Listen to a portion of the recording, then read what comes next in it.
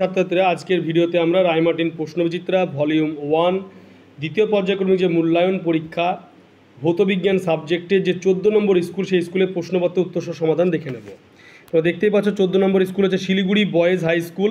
ফার্স্টেই গ্রুপে 7টি এমসিকিউ রয়েছে। প্রথম যে এমসিকিউটি হচ্ছে C2H2 যৌগের বাষ্প ঘনত্ব কত? এটি হবে 13। একটি ধাতব বলের ব্যাস বরাবর ওই ধাতুর একটি দণ্ড যুক্ত অবস্থায় রয়েছে। সংস্থাটিকে উত্তপ্ত করলে বৃত্তের পরিধি ও ব্যাসের অনুপাত কত হবে? 2 দাগের উত্তর হবে সি পাই। এ এবং বি বিন্দুদের মধ্যে তুল্যরোধের মান চিত্র অনুযায়ী হবে। 3 দাগের প্রশ্ন উত্তর হবে ডি অর্থাৎ 2 অ্যাম্পিয়ার। বালচক্রের ঘূর্ণন প্রদত্ত যে রীতি অনুযায়ী হয় তা হলো। 4 দাগের প্রশ্ন উত্তর হবে বি অর্থাৎ হচ্ছে ফ্লেমিংয়ের বামহস্ত নিয়ম। 5 রূপোর চামচের ওপর সোনার প্রলেপ দিতে হলে অ্যানোড হিসাবে ব্যবহৃত হবে কোনটি?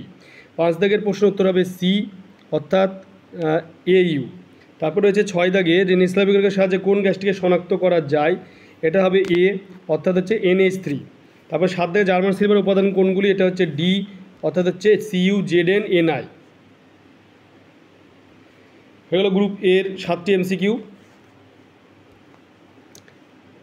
এরপরে গ্রুপ যে বি সেই বিয়ের প্রশ্নের সমাধান দেখে নেব। প্রথম শূন্যস্থান পূরণ 12.046 × 10⁻23 সংখ্যক নাইট্রোজেন অণুর ভর কত?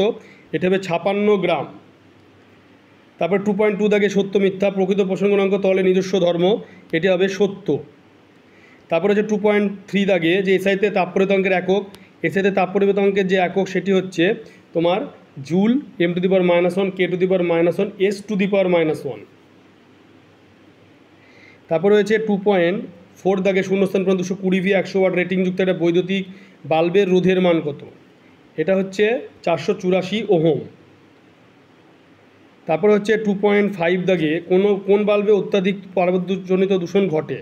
এটা হবে CFL বাল্বে। তারপরে হচ্ছে যে 2.5 অথবাতে সত্য মিথ্যা LED বাল্ব অর্ধপরিবাহী দ্বারা তৈরি করা হয়। 2.5 অথবা হচ্ছে সত্য। এরপরে 2.6 দাগে রয়েছে যে OH- Na+ আয়নের মধ্যে কোনটি অ্যানোডে মুক্ত হবে? এটা হবে OH-।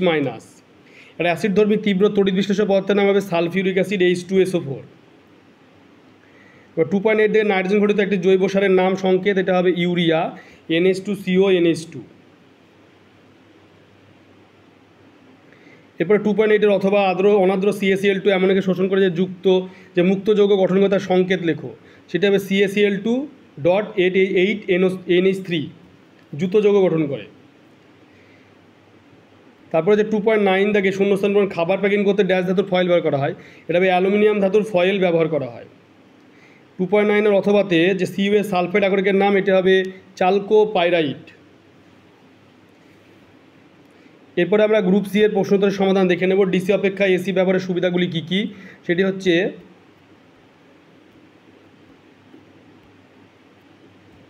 ট্রান্সফরমারের সাহায্যে এসি এর ভোল্টেজ বাড়ানো বা কমানো যায়, অন্যদিকে ট্রান্সফরমারে ডিসি ব্যবহার করা যায় না।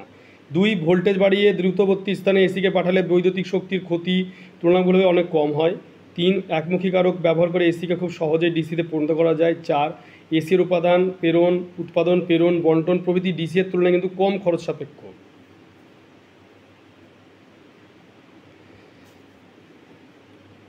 এরপরে 3.1 অথবাতে রয়েছে বাল্যচক্রে ঘূর্ণনে কী কী পরিবর্তন হবে? যদি তড়িৎ প্রবাহের অভিমুখ বিপরীত দিকে হয় তাহলে বাল্যচক্র বিপরীত দিকে হবে ঘূর্ণনটা। এরপরে যদি বলছে যে ডিসি এর পরিবর্তে এসি প্রয়োগ করা, এসি প্রয়োগ যদি করা হয় তাহলে বাল্যচক্র একটানা ঘুরবে না, অর্থাৎ থেমে যাবে, ঘুরবেই না একটানা।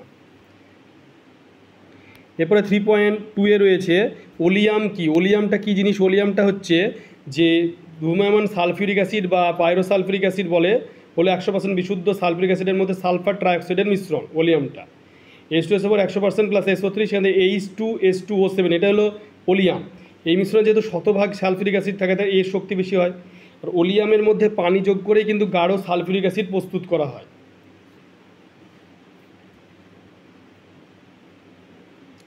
এরপর 3.2 অথবাতে রয়েছে যে কি ঘটবে যখন 1100 ডিগ্রি সেলসিয়াস উত্তপ্ত ক্যালসিয়াম কার্ডের উপর দিয়ে নাইট্রোজেন গ্যাস চালনা করা হবে।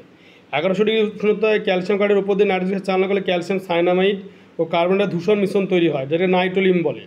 CaC2 + N2 CaCN NCN + C। এরপরে 3.3 রয়েছে যে প্রদত্ত ধাতুগুলির আকরিকের নাম লেখো। Zinc, copper, iron, aluminium. Zinc, copper, aluminium, copper এদের যে আকরিক সেগুলোর নাম দেখতে পাচ্ছ। লোহা red hematite, brown hematite, magnetite.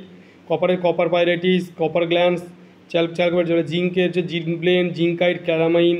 Aluminium হচ্ছে বক্সাইট, কোরান্ডাম, ক্রায়োলাইট। এইগুলোর নাম সংকেত লিখতে হবে।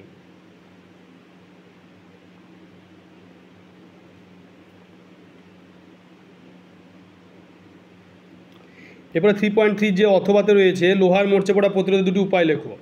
সেটা যে লোহার মরচে পড়া প্রতিরোধের দুটি উপায়: লোহাকে আলকাতরা, রং ইত্যাদি প্রলেপ দিতে হবে। 2, লোহার উপর জিঙ্ক প্রলেপ, টিনের প্রলেপ দিতে হবে। লোহাকে তার থেকে অধিক পরাতরিধর্মী ধাতু এমজি এর উপর সঙ্গে যুক্ত করতে হবে। এক্ষেত্রে এমজি ক্ষয়প্রাপ্ত হয় এবং লোহাকে মরিচা পড়া থেকে রক্ষা করে। তোমরা ভিডিওটি বেশি করে শেয়ার করবে, চ্যানেলটিকে অবশ্যই সাবস্ক্রাইব করে পাশে থাকা বেল আইকনটি তোমরা প্রেস করবে, যাতে পরবর্তী ভিডিওর নোটিফিকেশান তোমাদের কাছে পৌঁছে যায়।